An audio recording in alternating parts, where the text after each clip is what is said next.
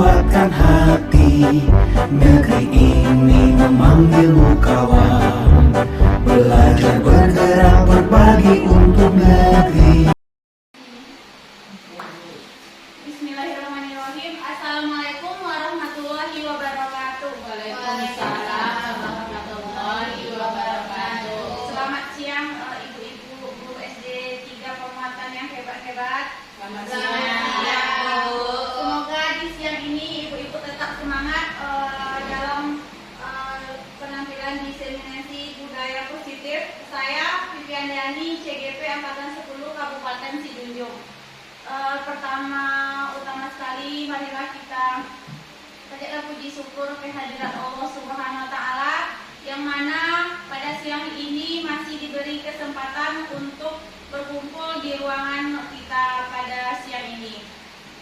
Dan salawat beriring salam tak lupa pula kita aturkan buat junjungan kita yakni Nabi besar Muhammad Shallallahu Alaihi Wasallam. Ibu-ibu guru hebat semuanya, hari ini saya akan menyampaikan budaya positif yang akan kita terapkan di sekolah SDN 3 Permatan. Yang mana tujuan diseminasi pada siang ini yaitu aksi nyata budaya positif ini bertujuan menumbuhkan budaya positif di sekolah dengan meyakini nilai-nilai kebajikan universal serta menciptakan murid-murid yang merdeka dan mempunyai disiplin yang kuat sesuai dengan profil Pancasila. Harapannya dari aksi nyata tersebut adalah semoga penerapan budaya positif dapat terwujud baik di sekolah maupun di lingkungan masyarakat agar tercipta suasana belajar yang aman, nyaman, dan menyenangkan. Jadi harapan kita di sini bukan hanya untuk di sekolah saja, tetapi bagaimana nilai budaya positif ini juga berlaku pada anak kita di masyarakat. Nah, konsep inti budaya positif yaitu yang pertama, disiplin positif, nilai kebajikan. Yang kedua, teori motivasi. Yang ketiga, keyakinan kelas. Yang keempat, kebutuhan dasar manusia. Yang kelima, 5 posisi kontrol. Yang keenam, segitiga restitusi. Jadi konsep-konsep inilah yang akan kita bahas pada siang kali ini, yang mana terdapat perubahan paradigma stimulus respon. Untuk membangun budaya yang positif, sekolah perlu menyediakan lingkungan yang aman. Jadi untuk budaya yang positif ini tentunya kita mempunyai sekolah yang lingkungan yang aman dan nyaman agar murid-murid mampu berpikir, bertindak, dan mencipta mereka merdeka, mandiri, dan bertanggung jawab. Dengan adanya budaya positif ini akan lahirlah nilai-nilai kebajikan universal. Salah satu strategi yang perlu ditinjau ulang adalah bentuk disiplin yang dijalankan selama ini di sekolah. Bagaimana bentuk disiplin di sekolah kita yang sudah pernah kita jalankan di sekolah ini? Jadi kata-kata disiplin positif ini ketika kita mendengar seringkali kita beranggapan disiplin itu adalah dihubungkan dengan kata tertib, teratur, atau peraturan-peraturan yang harus dipatuhi. Nah, paradigma ini bergeser. Makna kata disiplin menurut Ki Hajar Dewantara yaitu menyatakan bahwa untuk mencapai murid yang merdeka, syarat utamanya adalah harus ada disiplin yang kuat. Jadi disiplin yang dimaksud adalah disiplin diri, disiplin intrinsik dari siswa-siswa kita yang memiliki motivasi internal. Jika kita tidak memiliki disiplin, jadi motivasi internal, maka kita perlu pihak lain untuk mendisiplinkan. Dengan kata lain, seorang yang memiliki disiplin berarti mereka bisa bertanggung jawab terhadap apa yang dilakukan karena mendasarkan tindakan mereka pada nilai-nilai universal. Jadi kata-kata disiplin ini adalah disiplin untuk mendisiplinkan diri anak-anak kita yang tentunya kita mulai dari diri kita sendiri. Agar nilai-nilai kebajikan universal ini kita sebagai pendidik adalah menciptakan anak-anak yang memiliki disiplin diri, sehingga mereka bisa berperilaku dengan mengacu pada nilai-nilai kebajikan universal dan memiliki motivasi intrinsik, bukan ekstrinsik. Maksud dari intrinsik di sini adalah dari dalam diri sendiri, bukan karena dari faktor luar.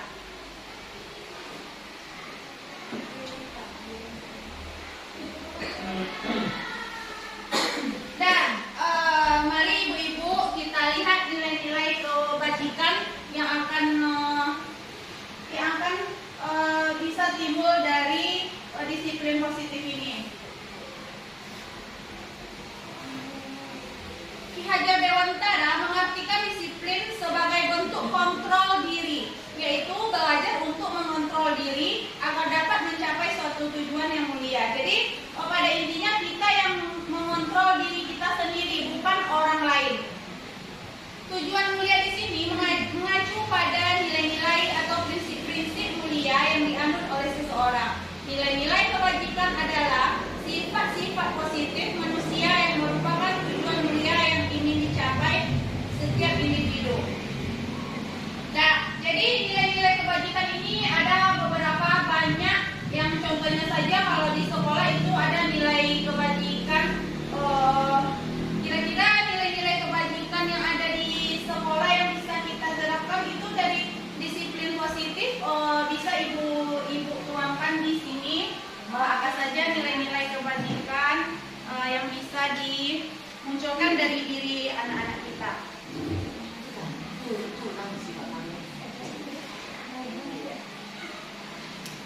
Contohnya itu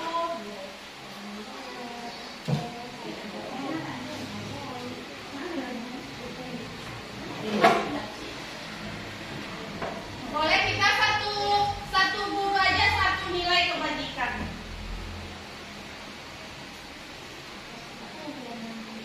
Bisa kita tempel ke depan.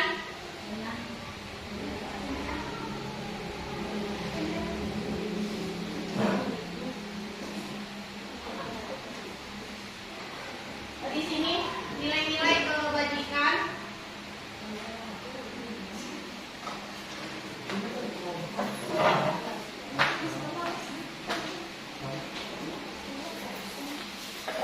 Di sini.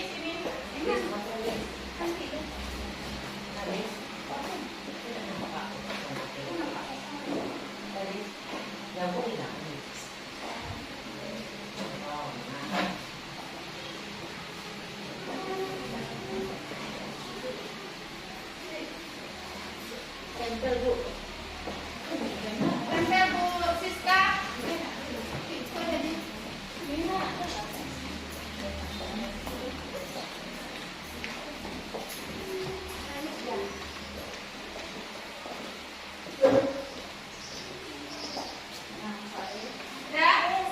Jadi nilai-nilai kebajikan yang bisa kita munculkan dari diri anak-anak murid kita adalah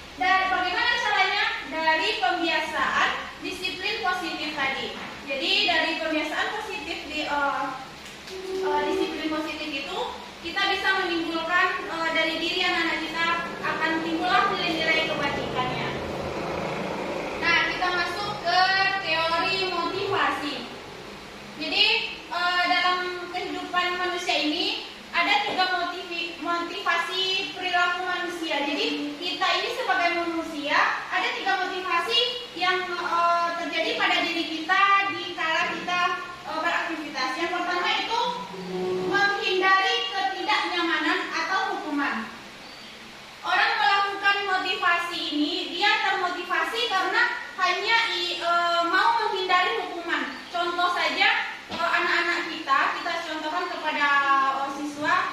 Terkadang siswa itu datang tepat waktu hanya karena takut dia karena dihukum. Jadi dia lebih memilih menghindari ketidaknyamanan atau menghindari hukuman. Karena itulah dia membiasakan diri untuk datang tepat waktu. Padahal itu motivasi yang kurang baik kalau dibandingkan dari motivasi yang lain.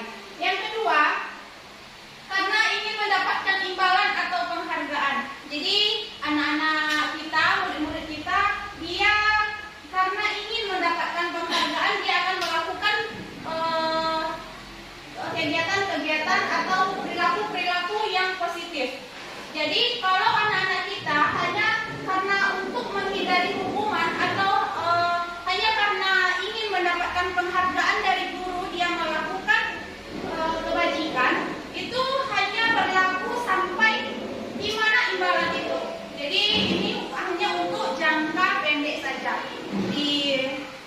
Sementara kita membutuhkan kebajikan untuk masa depan. Jadi yang ketiga itu motivasi perilaku manusia menjadi orang yang mereka inginkan atau menghargai diri sendiri. Ini adalah motivasi yang terbaik dari 3 motivasi perilaku manusia. Di sini kita menjadi orang yang kita inginkan sendiri. Kita menginginkan diri kita ingin jadi siapa? Kita ingin dihargai oleh diri sendiri. Tentunya pembiasaan-pembiasaan tadi akan muncul dari diri kita sendiri. Ini yang bisa dinamakan dengan motivasi intrinsik yang timbul dari dalam diri, bukan dari luar. Contoh luar tadi mendapatkan penghargaan dan karena menghindari hukuman. Nah, Bapak Ibu, kira-kira kita berada sekarang sebagai guru. Kalau kita sebagai guru, kita berada di posisi yang mana? Ada 3 motivasi, kira-kira kita seringkali berada di posisi yang mana? Tentunya kalau saya sendiri itu sering di posisi 1 dan 2. Jadi mudah-mudahan kita dari sekarang untuk kedepannya kita berada di posisi 3, menjadi orang yang menghargai diri sendiri. Ini adalah contoh sebagai guru, saat Bapak atau Ibu hadir mengajar di kelas tepat waktu, motivasi apakah yang mendasari tindakan Bapak Ibu? Kira-kira Bapak Ibu kalau masuk tepat waktu ke dalam kelas, motivasi yang mana yang Bapak Ibu lakukan? Antara motivasi yang 3 tadi, motivasi apakah yang mendasari tindakan Bapak Ibu masuk ke kelas tepat waktu? Menghindari hukuman kah, mendapat penghargaan kah, menghargai diri sendiri? Itu yang pastinya yang tentu adalah diri kita sendiri. Seandainya Bapak Ibu hanya karena menghindari hukuman dari kepala sekolah atau menghindari hukuman dari guru-guru senior yang lain, atau karena ingin mendapatkan penghargaan dari kepala sekolah atau dari guru-guru yang terdekat, wah ternyata Bu Memi ini dia bagus ya kalau masuk tepat waktu tanpa mengindahkan hal-hal yang bisa mengganggunya. Itu karena ingin jadi penghargaan. Jadi di sini kita berharap sebelum kita menginginkan anak kita termotivasi dari diri sendiri, mudah-mudahan kita terlebih dahulu itu menghargai diri sendiri dengan memunculkan kebajikan yang ada dalam diri kita sendiri. Ya Bapak Ibu.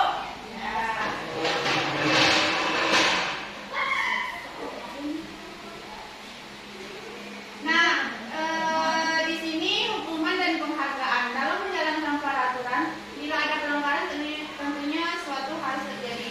Tindakan terhadap suatu pelanggaran pada umumnya berbentuk hukuman. Nah, di sini dari penghargaan tadi dihukum oleh penghargaan. Menghargai diri sendiri dengan memunculkan kebajikan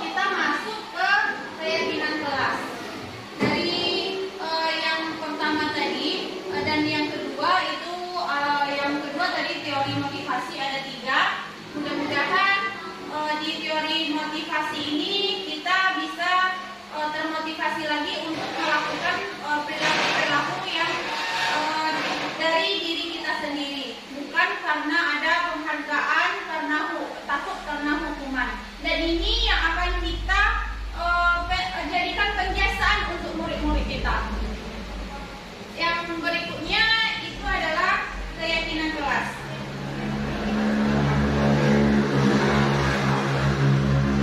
Keyakinan kelas, mengapa keyakinan kelas?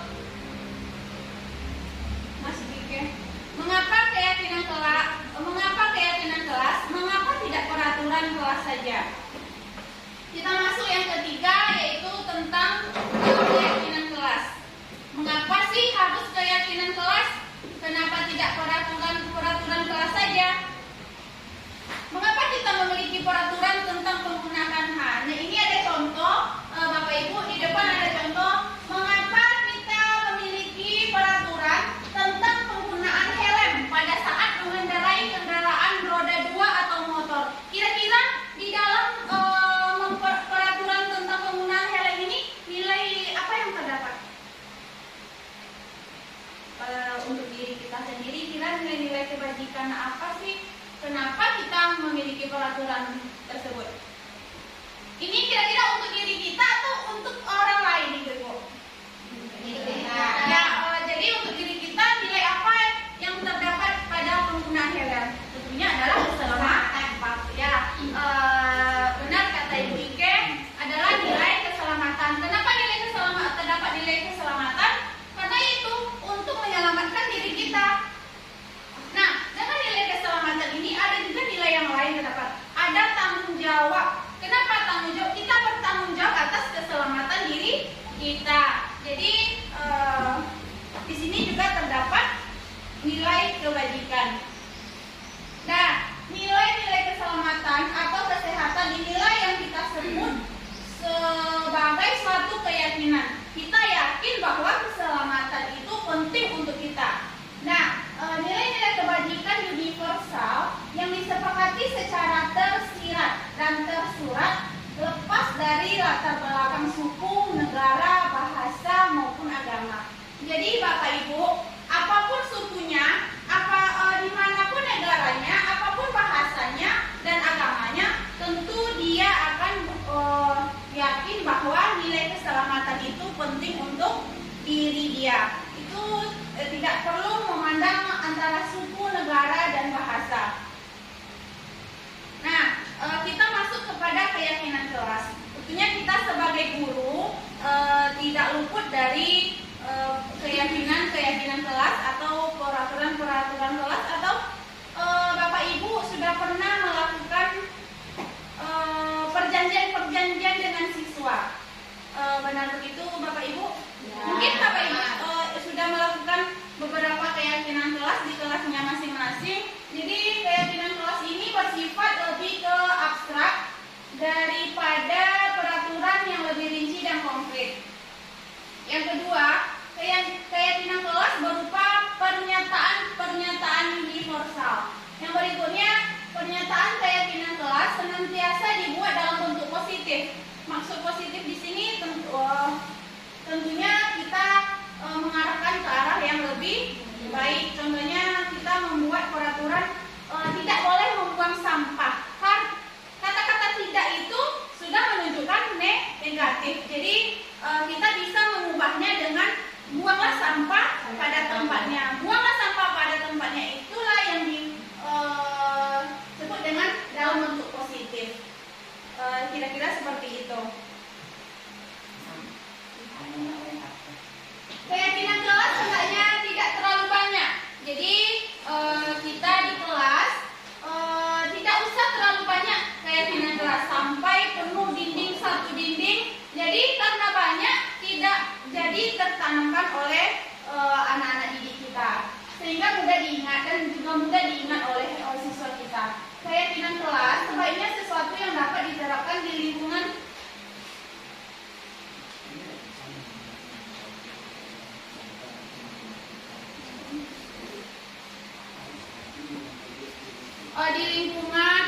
tersebut.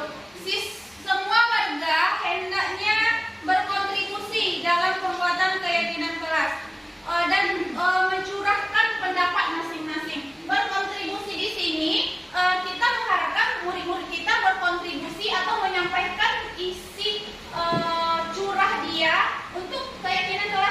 tidak hanya satu atau dua orang saja. Satu orang dua saja menginginkan keyakinan kelas, ternyata teman-teman dia tidak suka dengan itu. Jadi kita harus berkontribusi, semuanya harus berkontribusi untuk keyakinan kelas. Dan meninjau kembali keyakinan kelas dari waktu ke waktu. Jadi tidak terbatas ini keyakinan kelas untuk 1 tahun, tidak harus demikian. Kita boleh refleksi diri dari keyakinan kelas dan kita ulang lagi. Ada beberapa hal yang perlu diperbaiki. Nah, di sini untuk Bapak Ibu, karena tadi keyakinan kelas, mari kita mencoba bagaimana sih cara membuat keyakinan kelas pada nanti yang akan kita terapkan di kelas masing-masing. Nanti silakan Bapak Ibu curahkan pendapat Bapak Ibu untuk keyakinan kelas dengan kalimat positif dan nilai kebajikannya apa. Bisa saya contohkan satu, tidak terlambat masuk kelas. Itu kan curah kita, wah beliau anak lo terlambat masuk. Tidak boleh anak terlambat masuk ke sekolah. Jadi curah kita itu, pendapat kita yang tidak terlambat masuk kelas ini, kita ganti jadi kalimat positif dengan hadir tepat waktu. Contohnya masuk kelas tepat waktu. Itu contoh kalimat positifnya. Apa sih nilai kebajikannya hadir tepat waktu? Disiplin. Itu salah satu contoh. Silakan Bapak Ibu terserah pendapatnya, boleh dituangkan di sini. Ada 3 ya Bapak Ibu. Ada 3 kertas ini. Yang satu curah pendapat. Yang kedua apa sih kalimat positifnya? Yang ketiga apa nilai kebajikan dari keyakinan kelas tersebut? Contohnya tadi itu tidak terlambat masuk kelas. 3, semuanya 3 ya.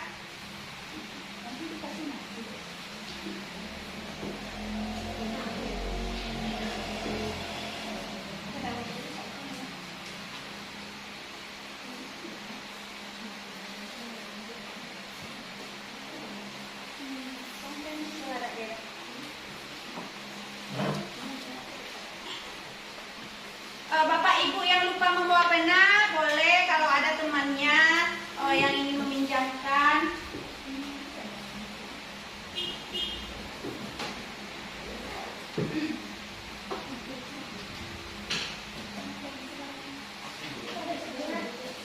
Satu, curah pendapat, satu saja pendapatnya untuk keyakinan kelas. Kita mencobakan keyakinan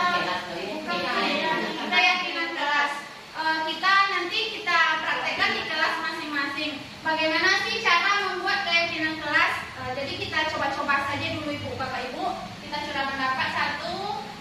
Dari curah pendapat tadi apa sih kalimat positifnya dan apa nilai kebajikannya? Satu saja tidak apa-apa.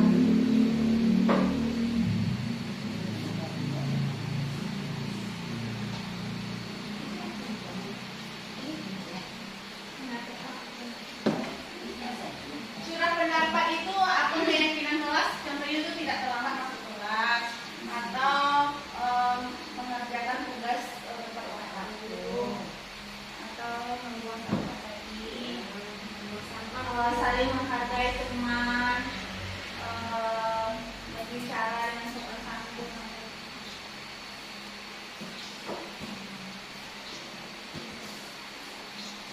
Jadi Bapak Ibu, dengan cara seperti inilah kita bisa mendapatkan curah ini adalah curahan hati dari anak-anak kita. Apa yang dia inginkan? Ternyata dia hanya menginginkan, Bu, boleh kita makan-makan di dalam kelas. Nanti positif nggak kalimatnya gitu? Boleh kalau sudah selesai Bapak Ibu tempel.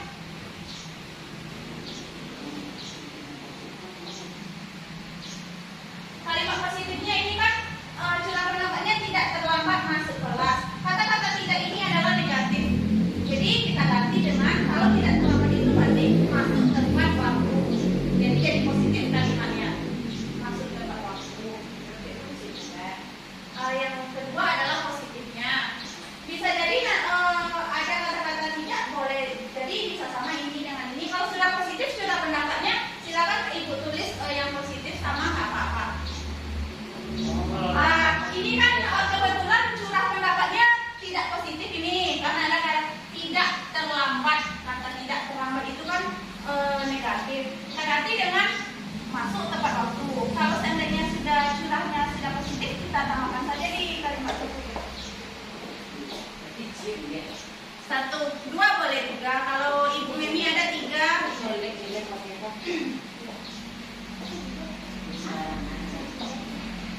Bu Yumi dapat satu aja. Tiga Bu Yumi.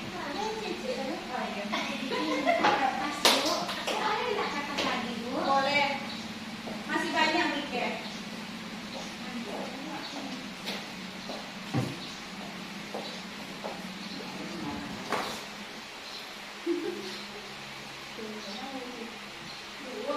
Ya boleh. Bu boleh. Boleh Buci ditempelkan Bu. Sambil menggerak-gerakkan kaki Buci yang kaku, berjalan ke depan. Ya sudah, nggak apa-apa. Berarti pendapatnya sama itu. Disiplin kan, pola nilai disiplinan. Disiplin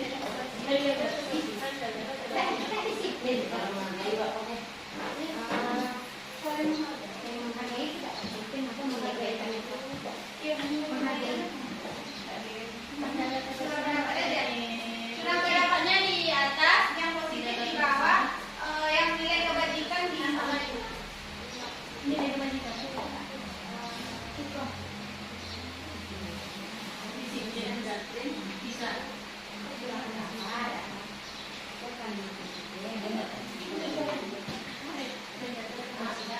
Kalau saling tidak menghargai diri Hargai kepedulian, peduli, tanggung jawab, disiplin.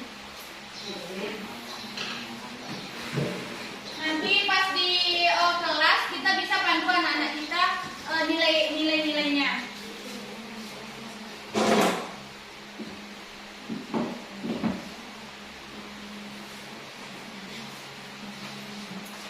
Terima kasih untuk kontribusi Bapak Ibu.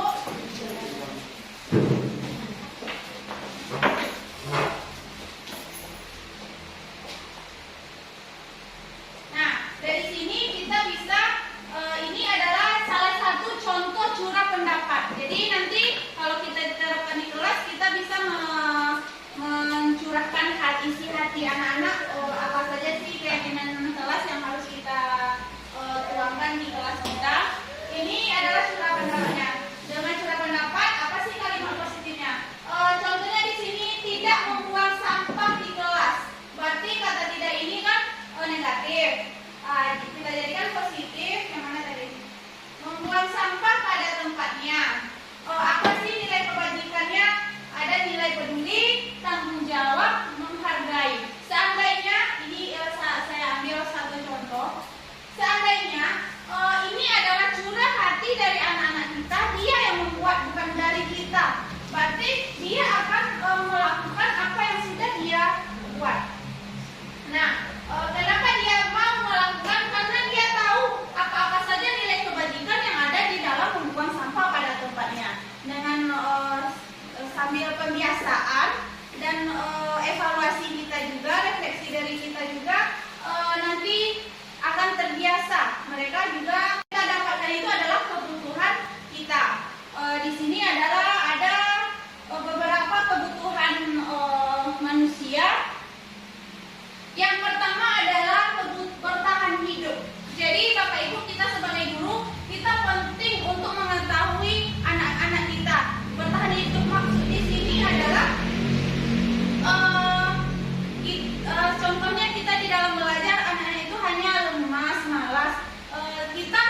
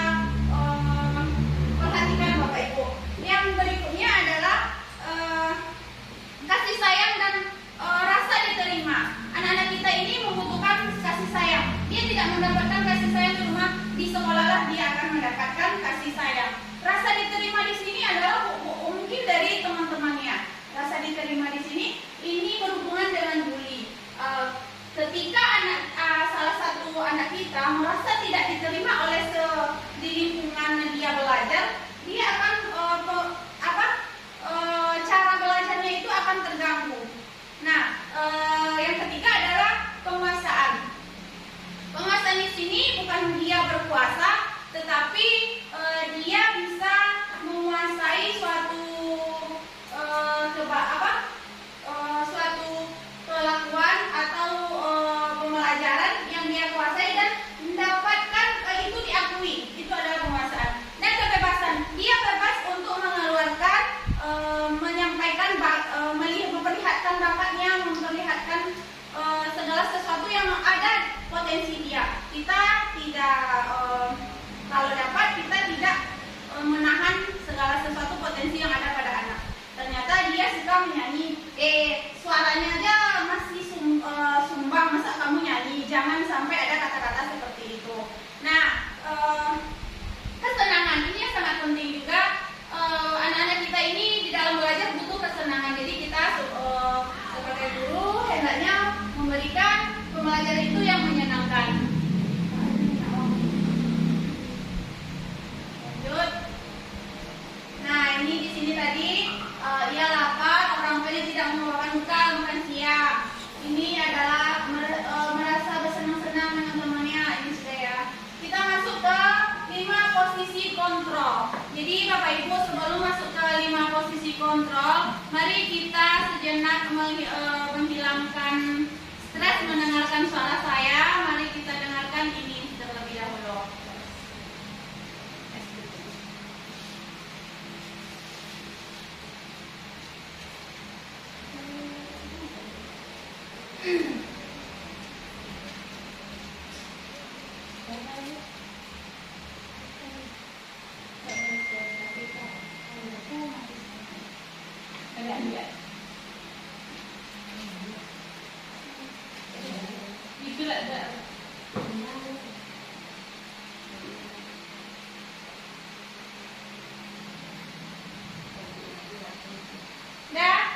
Di sini adalah 5 posisi kontrol. 5 posisi kontrol ini kemarin kita sudah melihat di PMM juga. Ini mungkin kita kemarin juga sama-sama sudah melihat 5 posisi kontrol yang ada di sekolah. 5 posisi kontrol ini yang pertama adalah penghukum, hukuman fisik atau verbal, atau patuhi tata tertib. Posisikan membuat orang merasa bersalah. Yang kedua itu membuat orang merasa bersalah. Sebelum lanjut, di sini kita sering melakukannya ya Bapak Ibu. Terkadang ada anak-anak kita melakukan kesalahan, kita langsung menghukumnya karena yang tampak di diri kita dia melakukan kesalahan, langsung dihukum. Ini kalau dapat kita hindari sebagai guru. Yang kedua, membuat orang merasa bersalah. Biasanya guru menyampaikan dengan suara yang lembut. Bagaimana kalau orang tua tahu? Nah, di membuat orang merasa bersalah ini secara tidak langsung kita juga merusak mental anak-anak kita. Kenapa? Karena kita hanya bersuara lembut tanpa mengeluarkan suara. Kalau kamu seperti ini, kalau orang tua kamu tahu, mungkin dia akan kecewa. Dengan bahasa yang seperti itu, anak-anak kita akan merasa sangat bersalah. Atau kalau kamu melakukan ini terus-menerus kepada ibu, nanti ibu dimarahi oleh kepala sekolah, ibu yang dimarahi. Nah, karena gurunya dimarahi karena dirinya, dia akan merasa bersalah. Itu yang kedua.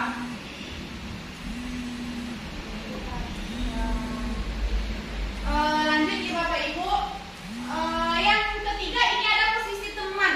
Jadi kita ada di posisi teman. Guru memposisikan dirinya sebagai teman. Ingat, tidak bisa bantuan Bapak selama ini.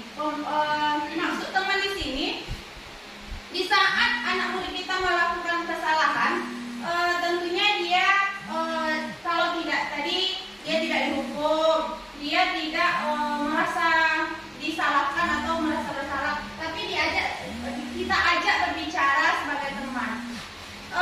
Ini juga bagus, tetapi belum semestinya, belum sepenuhnya bagus, belum optimal sekali, karena di saat dia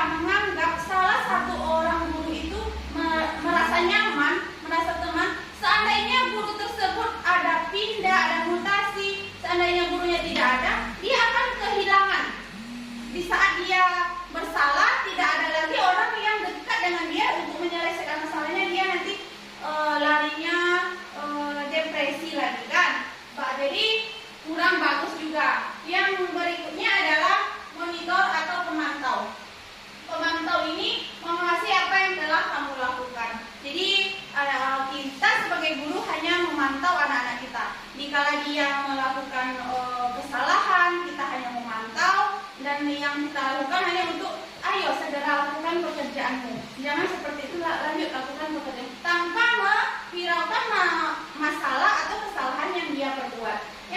Yang berikutnya adalah manajer. Di sini adalah manajer inilah yang patutnya kita seorang guru memiliki posisi, seharusnya kita memiliki posisi di manajer. Kenapa? Mempersilakan murid untuk bertanggung jawab perilakunya dan mencari solusinya. Jadi pada posisi manajer ini, dikala kita menemukan anak melakukan kesalahan, kita tidak langsung menghukumnya, tidak langsung memberi statement dia berbuat salah, tetapi yuk mari kita ajak dia untuk berdiskusi, kita ajak dia untuk menyelesaikan masalahnya dengan memberikan solusi. Jadi pada saat manajer ini, Bapak Ibu, pada posisi manajer ini itu kita sering melakukan, kalau sebaiknya melakukan segitiga restitusi. Mungkin Bapak Ibu tidak akan pusing lagi dengan segitiga restitusi ini.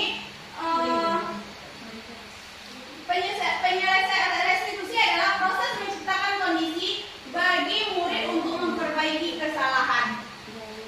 Kenapa kita harus melakukan segitiga restitusi? Karena di segitiga restitusi ini anak yang melakukan kesalahan, dia tidak menganggap dirinya akan gagal, karena kegagalan yang mereka lakukan pada hari itu akan bergeser kepada kesuksesan.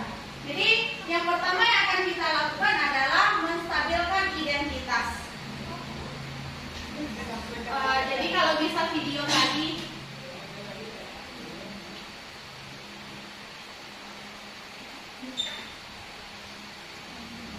jadi dalam menstabilkan identitas, nanti kita lihat video, kalau masih ada waktu kita lihat videonya.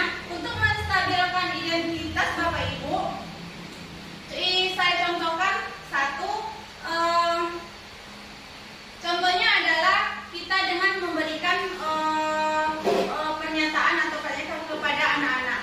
Dikala anak-anak kita melakukan kesalahan, kita memanggil dengan tidak di depan teman-temannya yang lain. Karena dengan kita memanggilnya menghakimi dia di depan teman-teman yang lain, itu akan terjadi beberapa kebohongan yang akan dia sampaikan. Jadi yang pertama ini adalah menstabilkan identitas. Kita bisa melakukan dengan pertanyaan. Menstabilkan identitas, contohnya saya contohkan kepada Ibu Rike. Ibu perhatikan Rike selama belajar di Ibu tadi keluar masuk. Kenapa Ibu Rike? Kita stabilkan dulu emosinya. Mungkin dia ada yang dia cari di luar, atau ada yang mengganggu dia di luar. Kita tanya baik-baik. Jangan, Bu Rike, kamu keluar aja dari tadi. Jangan seperti itu. Kita stabilkan dulu emosi dia, identitas dia. Kalau saya juga pernah melakukan kesalahan dalam pelatihan lain. Saya sering keluar. Saya ada yang ingin, karena kita juga ada yang akan kita lakukan. Itu adalah menstabilkan identitas. Yang kedua, validasi tindakan yang salah. Untuk memvalidasi tindakan yang salah ini, banyak pertanyaan-pertanyaan yang akan kita sampaikan kepada murid-murid kita. Ini kembali kepada keyakinan kelas tadi. Kita bisa menanyakan, kalau kamu melakukan ini, kira-kira keyakinan kelas yang mana yang kamu langgar? Berarti kita kembali ke keyakinan kelas. Di saat kita tidak ada keyakinan kelas, kita sulit untuk memvalidasi tindakan yang salah pada murid kita. Yang berikutnya menanyakan keyakinan. Semua memiliki potensi internal. Jadi keyakinannya adalah menanyakan, contohnya, apakah kamu mau untuk melakukan untuk memperbaiki kesalahan? Yakin nggak dia untuk memperbaiki kesalahan dia? Kalau dia menjawab, apakah kamu bersedia? Kalau dia bersedia, coba bagaimana cara kita coba kembali ke keyakinan kelas tadi. Keyakinan kelas yang mana yang harus kita lakukan? Jadi intinya adalah kita terlebih dahulu untuk membuat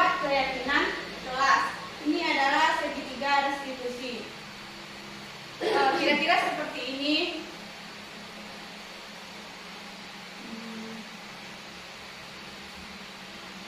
Nah, ini kalimat-kalimat untuk menstabilkan identitas. Bisa Bapak Ibu lihat, berbuat salah itu tidak apa-apa. Manusia adalah manusia yang sempurna. Tidak ada manusia yang sempurna. Ini adalah cara untuk menstabilkan diri anak. Ketika anak emosi, kita tanya tanpa menstabilkan emosi dia tadi, dia akan berbuat yang lain-lain, dia akan berbohong. Nah, dengan menstabilkan identitas ini, dia akan melakukan hal-hal yang sesuai dengan pertanyaan-pertanyaan yang kita. Ini adalah tindakan yang salah.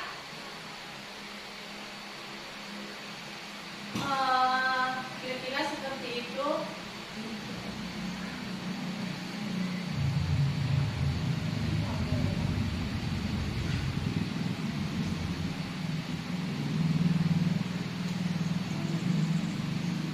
Ini adalah menanyakan keyakinan. Apa yang kita percaya sebagai kelas dan keluarga? Apa nilai-nilai yang telah kita sepakati? Ini ada dari keyakinan kelas tadi. Nilai-nilai yang kita sepakati. Kamu mau jadi orang yang seperti apa? Dengan pertanyaan-pertanyaan keyakinan ini, kita bisa mencari solusi dari diri anak-anak kita tadi.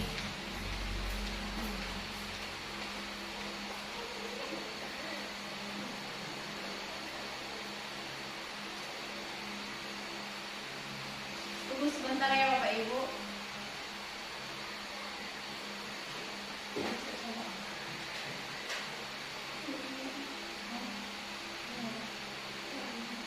Mungkin dari Bapak Ibu ada pertanyaan sebelum kita putar.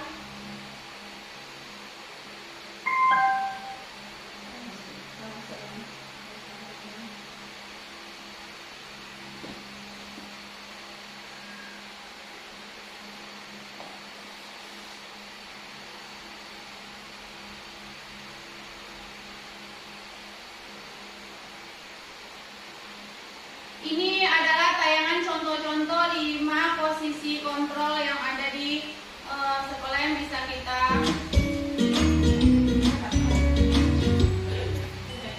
Salam bahagia Ibu dan Bapak Guru hebat. Dalam penerapan disiplin positif restitusi, salah satu program yang dikembangkan adalah 5 posisi kontrol.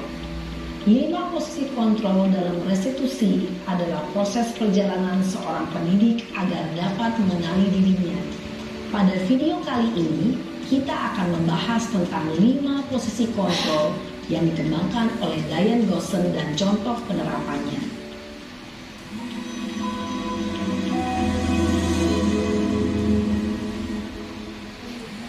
Lima posisi kontrol itu adalah 1. Posisi penghukum. 2. Posisi pembuat merasa bersalah. 3. Posisi teman. 4. 3. Posisi teman. 4. Posisi pemantau atau monitor. Dan 5. Posisi manajer. Untuk lebih memahami kelima posisi tersebut, mari kita saksikan kasus Naren yang terlambat hadir 20 menit di sekolah dan melihat bagaimana kelima posisi kontrol dalam menghadapi masalah tersebut.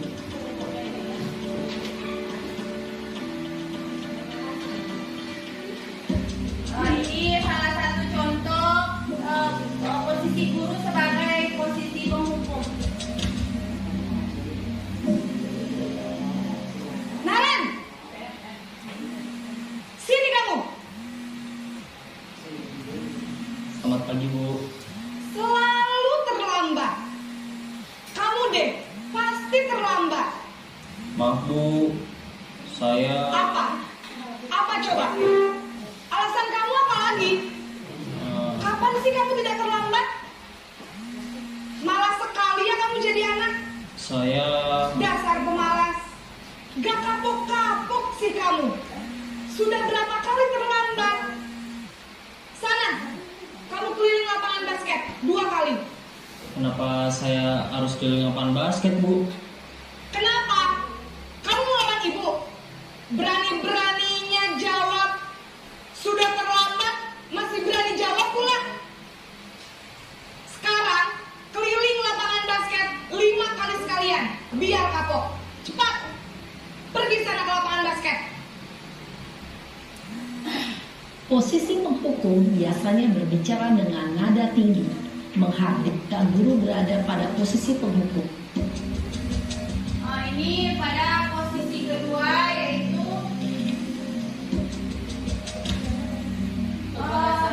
merasa bersalah. Pembuat merasa bersalah. Selamat pagi, Bu.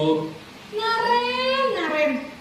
Kamu kenapa terlambat lagi, Nah, nak? itu menggunakan Ya dengan Tuhan, suara yang Naren. lembut dibanding dengan Kamu senang ya bikin ibu susah ya? posisi penghukum Kalau tadi. kamu terlambat lagi, nanti ibu yang ditegur bapak kepala sekolah. Nanti ibu yang ditegur Bisa bapak angka kepala ibu tidak bisa sekolah. digunakan. Masa ibu ditegur bapak sekolah, Duh, anak gimana siswa ini ini? akan merasa bersalah. Maaf, Bu. Duh Gusti Naren. Kamu suka ya kalau ibu ditegur bapak kepala sekolah? Terus, sekarang ibu harus tulis apa ini di buku absen? Ini kamu sudah sering terlambat loh. Ibu harus apa coba? Maaf, Bu. Maaf sekali. Ya sudah, lain kali jangan bikin ibu susah lagi ya nak ya. Ibu tidak akan kuat lagi kalau kamu begini terus. Bisa jantungan kalau ibu tegur bapak kepala sekolah. Sana cepat ke kelas. Maaf ya, Bu. Di sini dia tidak akan Maaf sekali. menghukum, tetapi membuat anak kita merasa bersalah. Yang ketiga, di posisi teman.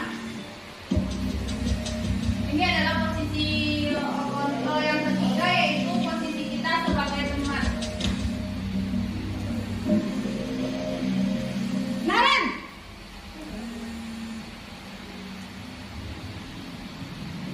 Selamat pagi, Bu. wah sudah jam berapa ini nak? Terlambat lagi ya sayang. Iya, Bu. Habis ibu saya lupa bangunkan saya, Bu. Kamu Kita bisa malah bayangkan menyalahkan kira-kira kita sudah Kamu pernah di ini posisi yang mana? kencang. Sudah pernah di Kok posisi yang terlambat pertama, sih? yang kedua, atau Iya, yang Bu. kelima Saya memang posisinya terlambat kita bangun tadi. pernah. Jadi, biarpun saya lari kencang, tetap gak kekejar, Bu. Ya sudah sana. Nanti lain kali larinya lebih kenceng lagi ya. Biar gak terlambat lagi. Bikin seneng ibu. Demi ibu. Bisa kan? Bisa lah, Bu. Nah, dari bahasa tadi, Ya sudah sana demi masuk kelas. kesenangan Ibu dan beresin dari urusan ibu. absen kamu. Sementara Kamu ini jika ada kelas aja. ibunya tidak ada, dia tidak akan melakukan apa-apa karena Dalam dia posisi tidak ada yang teman, lebih ibu tadi. guru berbicara dengan nada suara Kita ramah, masuk ke posisi sehingga di lain waktu ini adalah posisi yang keempat, itu pemantau. Naren, Selamat pagi, Bu. Naren, apa peraturan sekolah kita tentang jam berapa kita harus masuk sekolah nak? Kita Yang memantau harus bagaimana di sekolah jam peraturannya, 7. bagaimana Iya cara betul. anak Sekarang memasuki sudah pelajaran jam yang akan dia 7.20. pantau. Naren sudah tahu konsekuensinya jika terlambat hadir. Paham, Bu. Saya harus tinggal kelas pas jam istirahat selama 20 menit. Iya benar, konsekuensinya demikian. Jadi nanti jam 9.30 pas istirahat, kamu harus tinggal di kelas, kerjakan tugas tambahan untuk ketertinggalan Di posisi kamu, ya. pemantau ini Baik, dia Bu. hanya untuk memantau agar anaknya tetap mengerjakan posisi pemantau mengandalkan penghitungan atau data untuk pada memantau. posisi Selamat pagi, manajer. Bu. Selamat pagi Naren. Maaf, Ini Bu. adalah posisi Saya manajer di terlambat. mana ini Iya, adalah sekarang posisi masuknya yang jam terbaik 7, dari sekarang sudah jam 7.20. Jadi sekarang bagaimana ini Naren? Maaf, Bu. Saya lupa setel alarm saya semalam. Baiklah, menurut kamu, keyakinan sekolah yang mana yang perlu kamu tingkatkan? Menghargai diri sendiri dan orang lain mungkin ya, Bu. Setuju. Jadi, apakah Naren meyakini prinsip saling menghormati tersebut? Iya, Bu. Saya meyakininya. Apakah Naren bersedia memperbaiki masalah keterlambatan ini? Bersedia, Bu. Bagaimana kamu akan memperbaiki masalah keterlambatan dalam ini? posisi manajer ini kita melakukannya dengan segitiga Saya akan coba untuk tidak lupa menyetel alarm saya, Bu. Baik. mencari solusi dengan menanyakan kepada anak. Jadi solusinya bukan kita yang mencarikan, tapi dia bisa mencarikan solusinya sendiri. Ada, Bu. Kakak saya. Alarm kapan nih, Naren? Kamu Dan untuk ini bangun besok adalah pagi. video 5 posisi kontrol yang ada pada diri guru. Kira-kira Bapak Ibu sebelum berakhirnya ini, kira-kira kita sudah pernah berada di posisi yang mana? Seandainya kita sering melakukan di posisi penghukum, yuk mari kita geser posisi kita ke arah yang lebih baik. Kalau dapat, kita berada di posisi yang kelima. Kalau kita tidak bisa untuk dari posisi pertama langsung menuju posisi 5, mari kita bergeser sedikit demi sedikit dari posisi penghukum, membuat rasa bersalah, teman, pemantau, akhirnya kita sampai ke posisi manajer. Saya percaya bahwa teman-teman guru di sini pernah melakukan posisi manajer, tetapi belum dibiasakan. Mudah-mudahan Bapak Ibu guru dengan adanya sosialisasi ini bisa kita coba bersama-sama tanpa kita kalau hanya satu orang saja melakukannya, itu tidak akan terjadi pembiasaan di sekolah kita. Tetapi kalau kita sama-sama melakukannya, melakukan pembiasaan dengan posisi kita di posisi manajer, boleh kita menegur teman kita. Ternyata teman kita sering melakukan di posisi teman. Ayo kita mari sama-sama kita bawa teman kita itu ke posisi manajer. Begitu juga yang lainnya. Kalau saya di posisi contohnya penghukum, ayo kita tegur temannya, kita bawa temannya ke posisi manajer. Seandainya semua guru yang ada di sini di posisi manajer, tentunya anak-anak kita yang tadi akan terjadi pembiasaan disiplin positif yang kita sampaikan tadi. Akan adanya kebajikan terdapat di sekolah ini. Sebenarnya di sekolah kita sudah ada kebajikan tersebut, nilai-nilai kebajikan ini, tapi tidak tampak. Nah, nilai-nilai yang sudah ada inilah yang akan kita timbulkan lagi.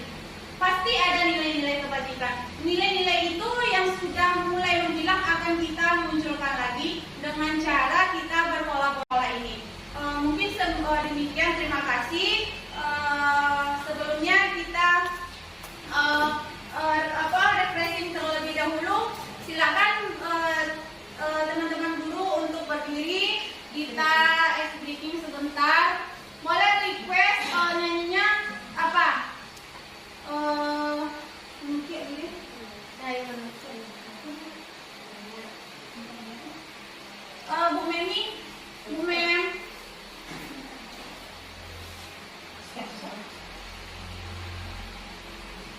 Boleh nyanyinya dari Minang, Jawa, terserah. Silakan berdiri Ibu Bapak. Setelah ini kita akan bersama di sebelah.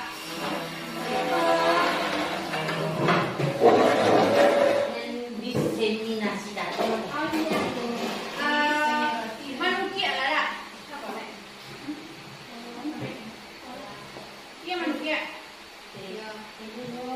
Boleh ambil posisi yang agak bebas. Bisa bergerak bebas. Boleh ke depan. Ambil posisi. Ambil posisi ini kita akan memungkir.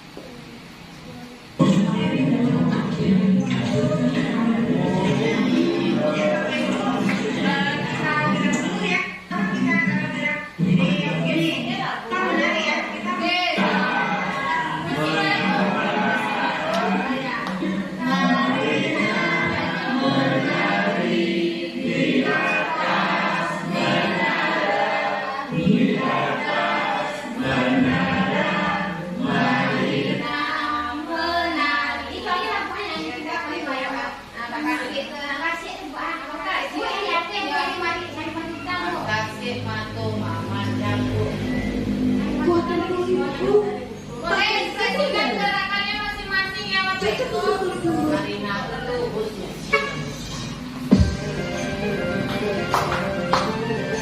Dia lagi Nah, ikuti saja kita yang ada di depan. Ikuti, ayo Widya. Masih dalam ya? Atau cari dulu ya?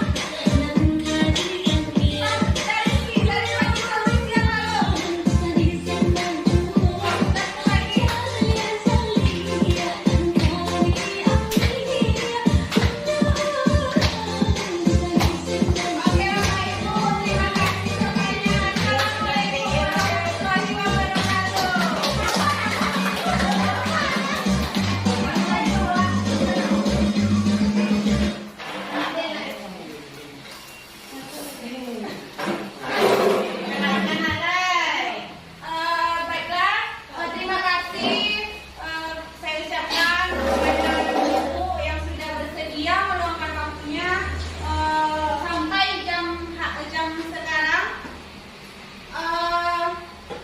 Saya berharap apa yang saya sampaikan ini mudah-mudahan bisa menjadi motivasi untuk diri kita semuanya bersama di sini. Untuk kemajuan murid-murid kita, untuk kemajuan SD 3 Pamatan. Saya akhiri, wabillahi taufik wa hidayah. Assalamualaikum warahmatullahi wabarakatuh.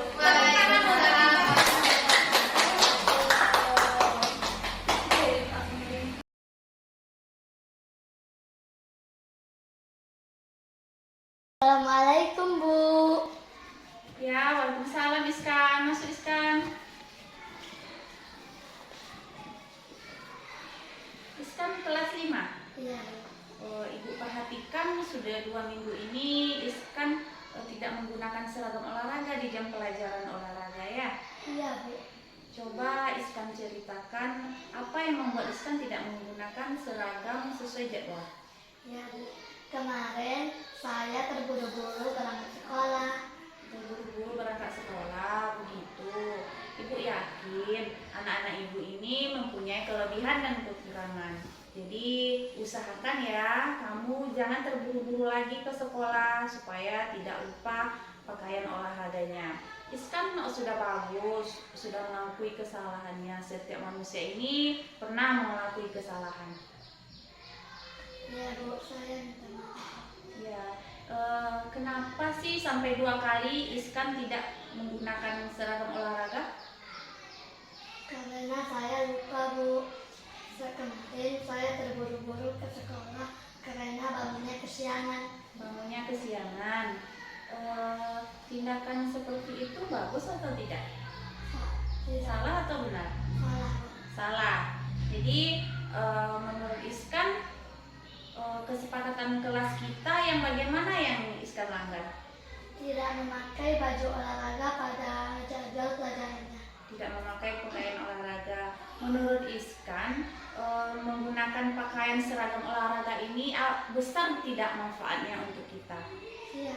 Iya, karena pakaian olahraga itu sudah didesain untuk olahraga. Kalau kita tidak menggunakannya, nanti pakaian yang kita gunakan yang lain itu bisa robek atau bagaimana ya. Jadi keyakinan apa yang harus Iskan lakukan? Memakai baju olahraga sesuai dengan pelajaran kejewakaan. Memakai seragam olahraga sesuai jadwal. Ya, Bu.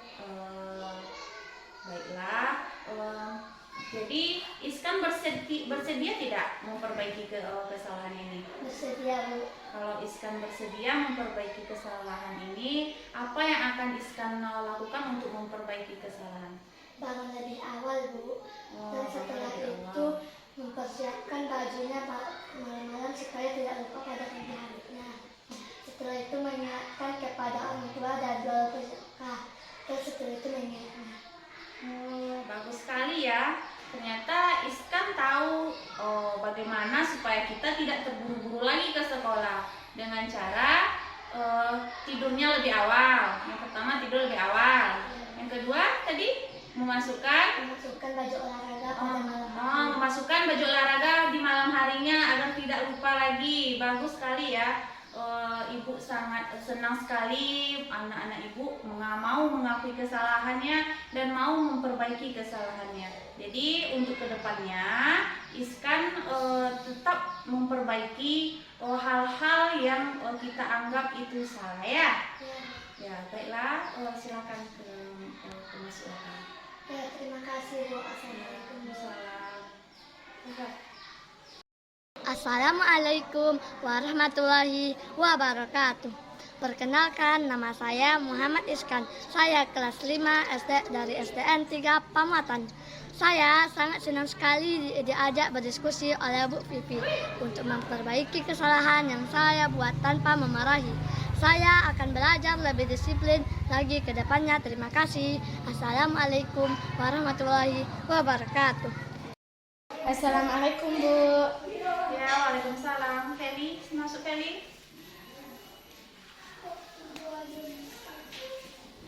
Feli, Ibu dapat laporan dari ketua kelas kemarin itu pas jam olahraga Feli menggunakan patok sampai rusak ya?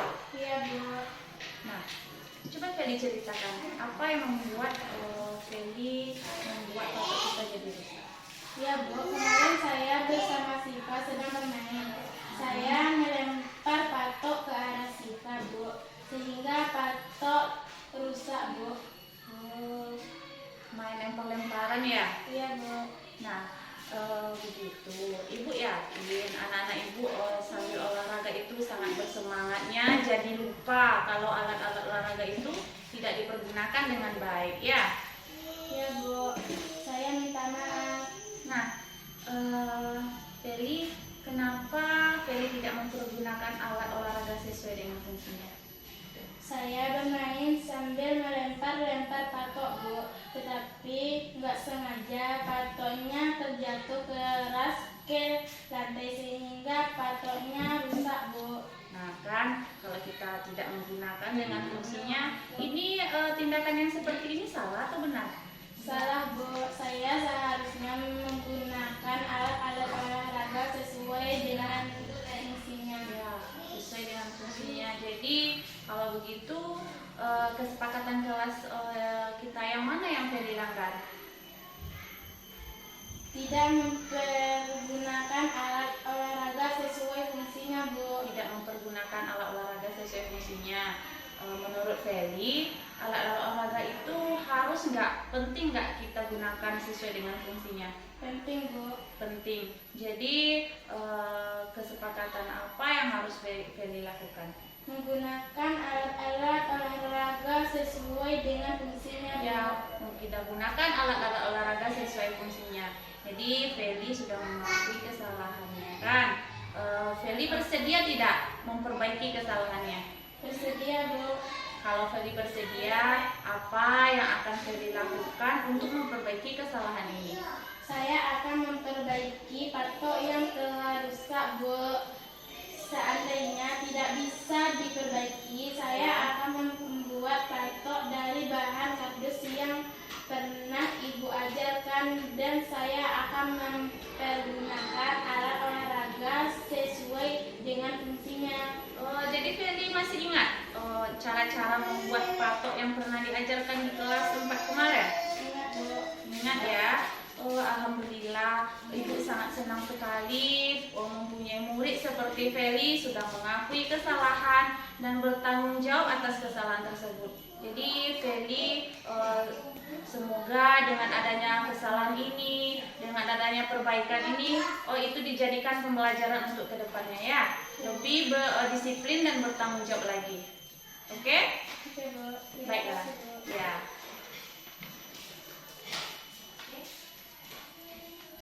Assalamualaikum warahmatullahi wabarakatuh. Perkenalkan, nama saya Felisa Mauludia. Saya kelas 5 dari SDN 3 Pamuatan. Saya sangat senang sekali diajak berdiskusi oleh Ibu Vivi untuk memperbaiki kesalahan yang saya buat. Tanpa menghukum saya akan berbelajar lebih bertanggung jawab. Terima kasih Bu Vivi. Assalamualaikum warahmatullahi wabarakatuh. Berbelajar